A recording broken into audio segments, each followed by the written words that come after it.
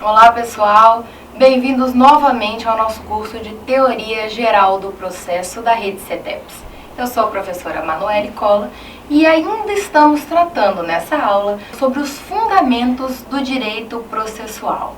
Na sua apostila, você vai encontrar as páginas 6, 7 e 8 tratando dos temas da aula de hoje, certo? Então, pegue sua apostila, pegue seu material, abra o seu slide e vamos começar os nossos estudos. Primeira coisa que nós precisamos tratar.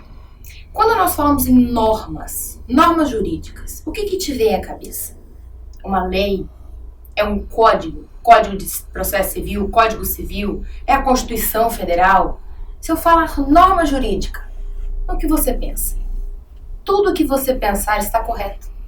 Porque as normas se dividem entre princípios e regras.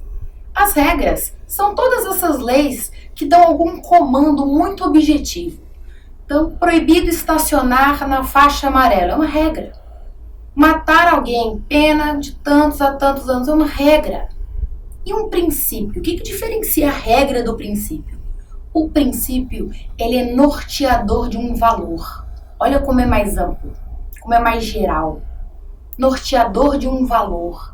Então, se eu falar para vocês em princípio da dignidade da pessoa humana, qual é a regra? Muitas regras, né?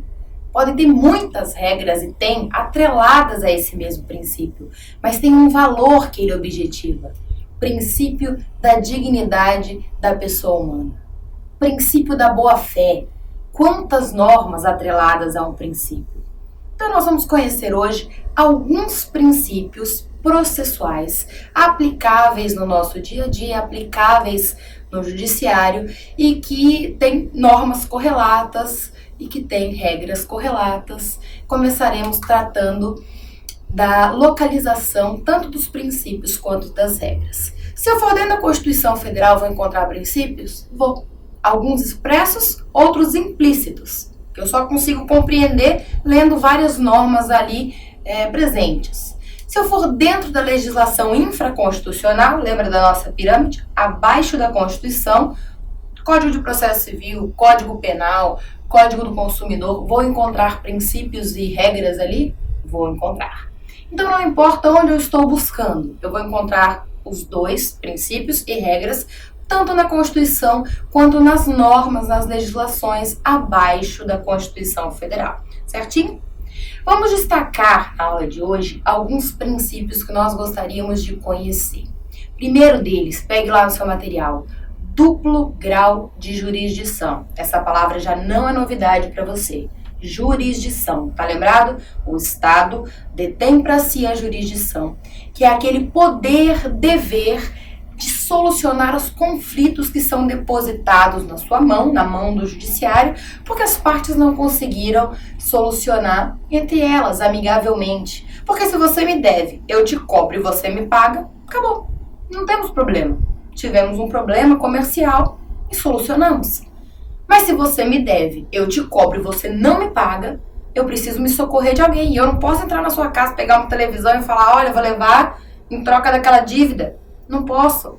É proibido, nós vamos ver isso em seguida. Onde eu vou então? Vou lá, bater as portas do judiciário e falar, me ajuda a solucionar meu problema. Então, lembrando que a jurisdição, o que é duplo grau de jurisdição? Pense comigo. Eu entro com processo aqui no primeiro grau de jurisdição. Um juiz, ele decide. Lembra do nosso quadrinho lá? Petição inicial, contestação, fase instrutória, sentença? O juiz me dá a sentença. E eu fico insatisfeita. Eu considero que ou ele não foi justo, ou ele não analisou determinada prova importantíssima para a solução daquele caso, ou ele compreendeu mal, aplicou mal a norma. Por alguma razão eu estou insatisfeito. O que eu faço? Eu não posso ficar esperando. O que o judiciário me garante? Me garante uma segunda análise deste caso, do meu caso. É a isso que nós damos o nome de duplo grau de jurisdição. É o direito de recorrer.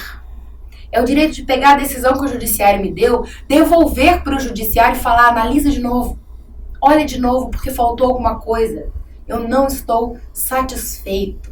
A gente sabe que o recurso não é julgado pela mesma pessoa. Em regra, eu vou de um juiz para um tribunal, dos tribunais para os tribunais superiores, STF, STJ. É assim que funciona. Porque senão fazer o mesmo juiz dar o mesmo entendimento não faria sentido. Então, duplo grau de jurisdição. Meu direito de recorrer. Meu direito de fazer com que o judiciário analise de novo a mesma questão, o mesmo processo. Certo? Próximo princípio, princípio da cooperação. Muita atenção para esse princípio. Esse princípio sempre existiu. As normas de cooperação, o que cooperar, ajudar, sempre existiram, mas com o novo Código de Processo Civil, isso ganhou um patamar mais elevado, uma importância maior. O que é o princípio da cooperação? Há normas, tanto na Constituição quanto no Código de Processo Civil, que obrigam que as partes cooperem para o bom andamento do processo. E que todos os agentes do judiciário também cooperem.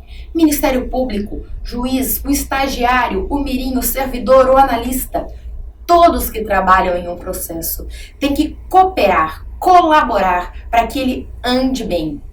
Ande bem não no sentido de somente andar corretamente, mas também de andar de forma veloz. Então, alguns comportamentos são criticados, questionados e apenados quando tem uma falha nesse princípio da cooperação. Nós chamamos isso quando se trata das partes de litigância de má-fé. Quando se trata do juiz, aquele juiz que a gente fala que sentou em cima do processo e não decidiu. Ele tem a corregedoria também para ir lá puxar a orelha dele. Então, todos os agentes têm que cooperar para um bom andamento processual. Tranquilo? Na prática é mais difícil, mas na teoria é simples. Mais um princípio. Primazia do julgamento de mérito. Pausa dramática na sua vida. O que é mérito? Porque eu não tenho como entender o que é primazia do julgamento de mérito sem saber o que é mérito. O mérito do processo é o objeto, a finalidade, o objetivo pelo qual eu entrei com aquela petição inicial, com aquela causa. Então, se eu quero receber os aluguéis atrasados do meu inquilino que não está me pagando, qual é o mérito? O mérito é a dívida de aluguel. O que acontece se essa minha petição não tiver os documentos necessários e o juiz extinguir meu processo? Fala, olha, você não juntou o contrato, você não juntou o comprovante da dívida, você não apresentou o endereço correto da parte ré, não consigo citar a parte ré, vou ter que jogar seu processo fora porque ele não atendeu a requisitos mínimos. O juiz analisou se eu tenho direito a receber os aluguéis ou não? Não. Foi uma questão processual que enterrou meu processo. Ele não julgou o mérito. Vou ter que entrar de novo com os documentos corretos para, então, tentar um julgamento que analise o meu pedido, o meu objeto. Qual a finalidade? Cobrança de dívida de aluguel. Isso é mérito. Então, o que é princípio da primazia do julgamento de mérito? Todo o judiciário, todo o aparato do judiciário deve se movimentar de forma que eu alcance um julgamento de mérito, evitando que pequenas falhas, que pequenos vacilos, vícios, sejam suficientes para um processo ser jogado fora. Esse princípio, ele tem várias normas que o acompanham. Por exemplo, faço o protocolo de um recurso. Fiz o protocolo do recurso e faltou, vamos supor, o pagamento, chamado preparo, as custas desse recurso. Não fiz. E aí? Há um tempo atrás, jogava fora meu recurso, perdia. E o mérito? E o mérito, que era o objetivo desse processo, ficava perdido. Hoje o que faz? Intima a parte, fala, ó, você não pagou, paga em dobro. Tem uma pena? Claro que tem uma pena. Paga em dobro. Recurso deserto, paga em dobro. Faltou procuração, intima a parte, junta a procuração. Está faltando um contrato na sua petição inicial, intima o autor. Autor, traga o documento faltante. Soluções para que se chegue ao julgamento de mérito. Não fique descartando o processo por falhas processuais a qualquer momento. É claro que tem falhas que não dá para sanar. Ou se você for intimado e não cumprir, não vai ter jeito. Certo? Boa-fé processual. A boa-fé processual é um princípio que, de tão amplo, ele tem um sem número de normas que o acompanham. Boa-fé processual é o seguinte: assim como quando eu faço um contrato, a gente tem a boa-fé contratual, eu tenho que estar imbuído de uma vontade de cumpri-lo, de uma vontade de atendê-lo, e a outra parte idem. Eu não posso já chegar fazendo um contrato, planejando como é que eu vou burlá-lo. No judiciário é a mesma coisa. Eu não posso entrar fraudando uma prova, falsificando um documento, instruindo uma testemunha. Ó, você vai falar desse jeito aqui, ó. Você fala que você não viu, ou você fala que eu disse assim, assim, leva a testemunha lá ensaiadinha. Isso não é boa fé. Então, o termo boa fé, ele está para o judiciário como está para o mundo extrajudicial. Eu tenho que estar imbuído de uma boa vontade de agir corretamente com a parte adversária. Nós somos adversários, lembremos disso, num processo. Nós somos inimigos. Não é para ser inimigo. Nós temos um conflito de interesses. Eu quero aplicar o direito de uma forma, a outra parte de outra. Um não está conseguindo pagar e eu preciso receber. Isso é conflito jurídico. Boa-fé processual é exigida, está no artigo 5º do nosso Código de Processo Civil, também está na Constituição Federal, então são princípios basilares sem os quais você não vai conseguir trabalhar. Um exemplo interessante de boa-fé, princípio da boa-fé sendo atrelado aos princípios processuais constitucionais, são as normas que prevêem litigância de má-fé. Porque se eu condeno uma pessoa que não está agindo de boa-fé, eu chamo ela de um litigante de má-fé. Você vai ver na sua apostila, lá na página 8, tem um termo jurídico em inglês, fair trial. Só para que você não se sinta perdido, dá uma pesquisada depois, aprofunda o tema, mas o fair trial é o jogo limpo, é o jogo justo, é o processo em que as partes estão equilibradas, equânimes, ambas agindo de boa fé, ambas agindo de forma equilibrada, justa, correta. Então, o fair trial é isso aí, não precisa se preocupar com a linguagem. Foi extraído lá um termo no direito norte-americano, que você vai encontrar na página 8 da sua apostila, certo? Nosso último princípio de hoje, adequação do procedimento. Veja só que coisa interessante. Lá no Código de Processo Civil, o artigo 139 diz o seguinte: juiz, veja que ele está dando um comando para o juiz. Juiz, você decidirá os casos conforme as normas desse código. Ele não diz você poderá, é facultado ao juiz. Ele não diz talvez se você quiser, não. Ele diz você decidirá. É uma norma cogente, o verbo já te diz que é obrigatório.